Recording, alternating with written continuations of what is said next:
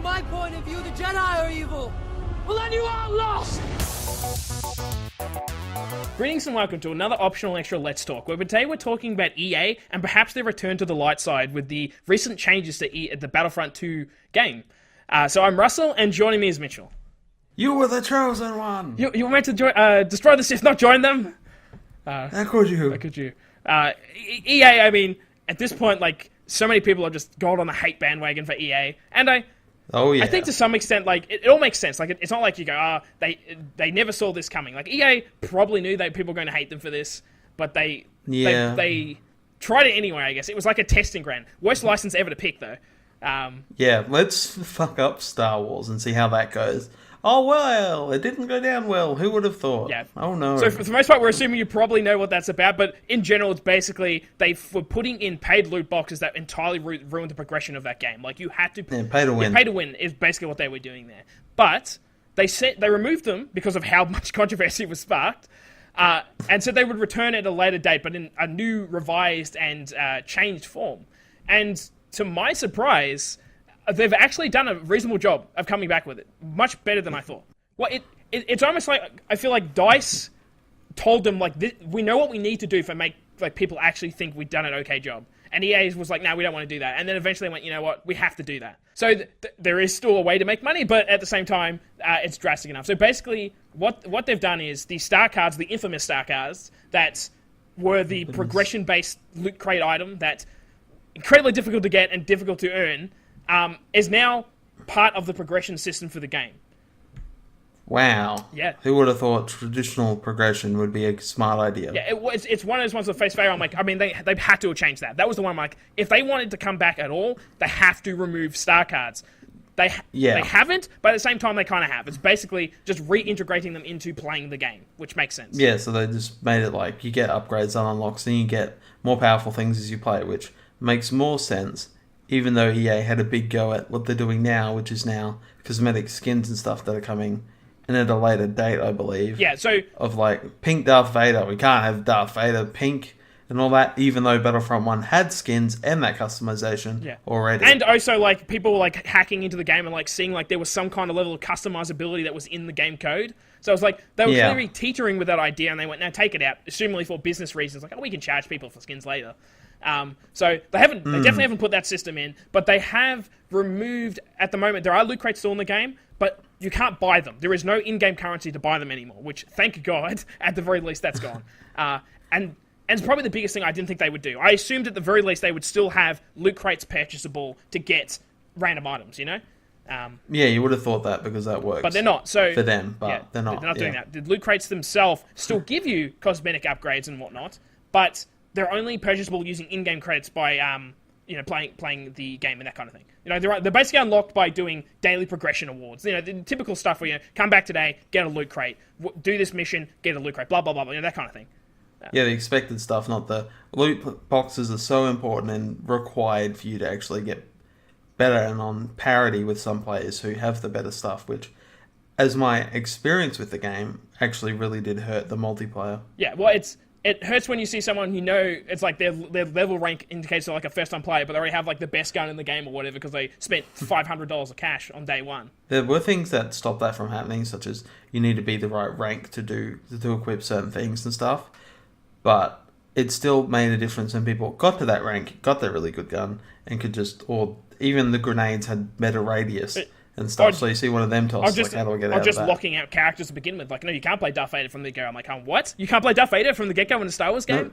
No, you unlock these heroes, damn it. We're not giving you them for free. Yeah, so... which has also changed. So now the loot crates are, everything you expect from other Blizzard-type games like Overwatch and whatnot. Like, it is just cosmetic goodies, plus credits to unlock more of those loot crate goodies, which are important, the credits at least, because they will start implementing purchasable items again in April, but... it's going to be cosmetic, I think they call it first new appearances. So it's like, I think it's reskins or just changing like a trooper to be suddenly like a different alien race or something.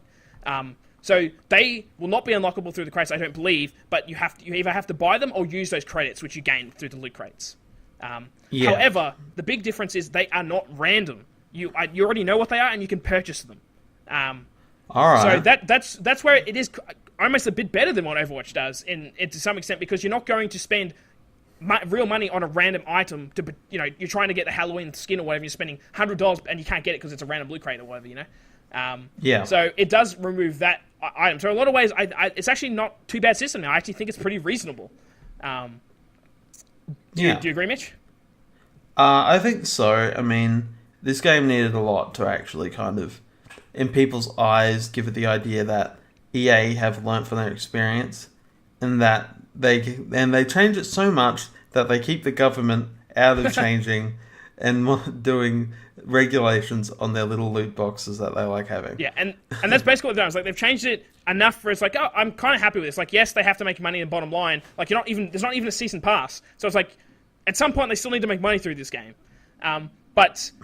So yeah, the little subtle changes go a long way of like removing all that hatred for them. But then the question is it too late? Like, do people even care about Battlefront 2 anymore? No. I think we both agree that they don't. Yeah, it's sad because on face value, like, it looks so good. Like, the visuals are so good in Battlefront 2. Yeah, it's a very pretty game. The multiplayer is fun. Like, no matter how you spin it, Star Wars multiplayer in like Battlefield like ways is like always exciting because it's a war. It's like, that is cool to see with Star Wars.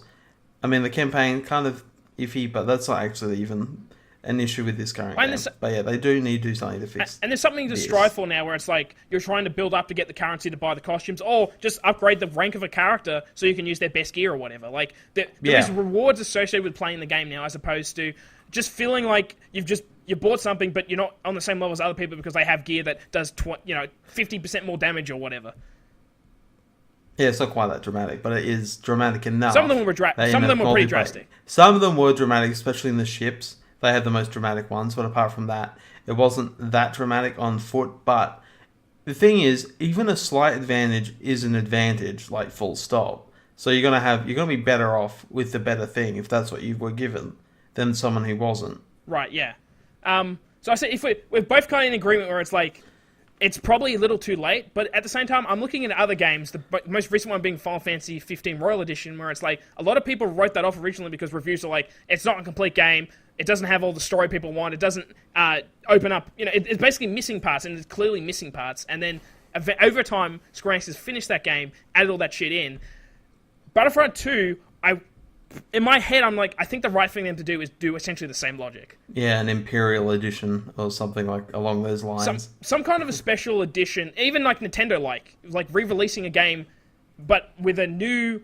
It's not even like it's not Game of the Year edition or something. It's like this is the game that you want from the start. The system's fixed. We've added in a lot of the DLC content from the latest movies or whatever. Plus, you and me, Hope, adding in something brand new. Or something that used to be in the game that people really liked. That's true too, yeah.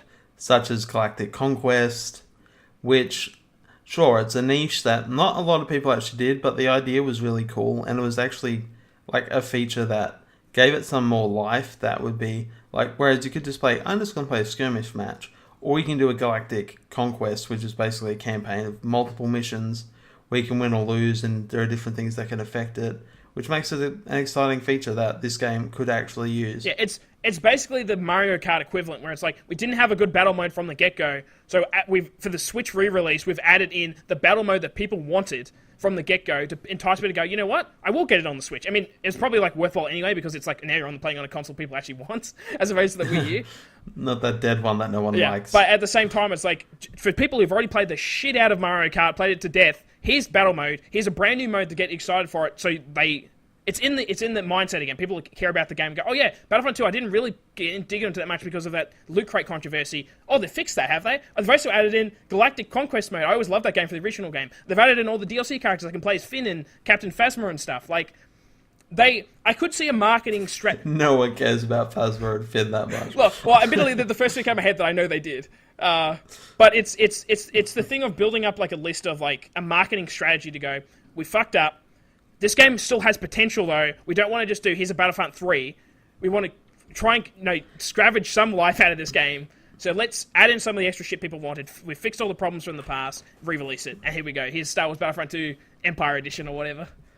Yeah, I think the sad truth about Battlefront with EA has been that both of them had their own issues. Yeah. Whereas one was like, not enough content, This one with Battlefront 2 is like pay to win. It's like they can't really win really because like they keep making mistakes. So would this even help to fix that? I don't know.